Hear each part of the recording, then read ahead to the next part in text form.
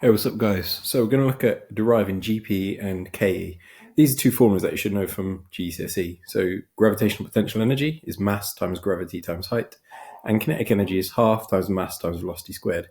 At A-level physics, though, we're not just expected to use these equations. We need to know where they come from, and they both come from the fact that work done is force times distance. Whenever a force is applied to an object and moves it through a distance, energy is transferred. We say that work is done. And we can use this formula to derive those two equations. So first of all, let's look at GPE. So we've got a mass here, M, and we're going to lift it through a height h using a force F. To lift that object, we need to overcome its weight. And the weight is M times G, the mass times the gravitational field strength. We know that work is equal to force times by distance. Therefore, if we substitute in the weight for the force, we get weight is equal to mass times gravity times the distance, which is h. Therefore, we get our equation, EP is equal to mgh. Simple as that. The second equation, kinetic energy, is a little bit more difficult to derive. We have to use a number of different formulas.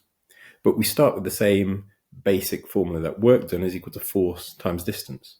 So in this instance, we've got a car here. Doesn't look much like a normal car, but with physicists, we don't really care about how we draw. And it's got a mass m, and it starts off stationary, so its initial speed is 0. There's going to be a force F, which is applied over a distance s. This force is going to cause the car to accelerate, which means there's going to be a transfer of energy, and the car is going to gain kinetic energy, and it's going to end with a final speed v. So again, we start off saying that work done is equal to force times by distance. We've said that the distance here is s, so W is equal to F S. Work is equal to the force times the distance moved.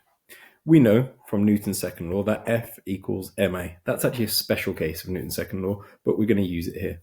We can substitute this in for F, which gives us work is equal to MAS.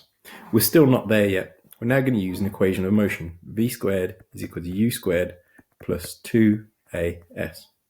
The initial speed of the car is 0, so this term u squared disappears, and we get left with v squared is equal to 2as. Rearranging this for as gives as is equal to v squared divided by 2. We can now substitute this into here for as, and we get work is equal to m times v squared over 2. Or, as you've seen more often, ek is equal to half mv squared. And there we have it. We've derived the equation for potential energy and the equation for kinetic energy simply using work done is equal to force times distance.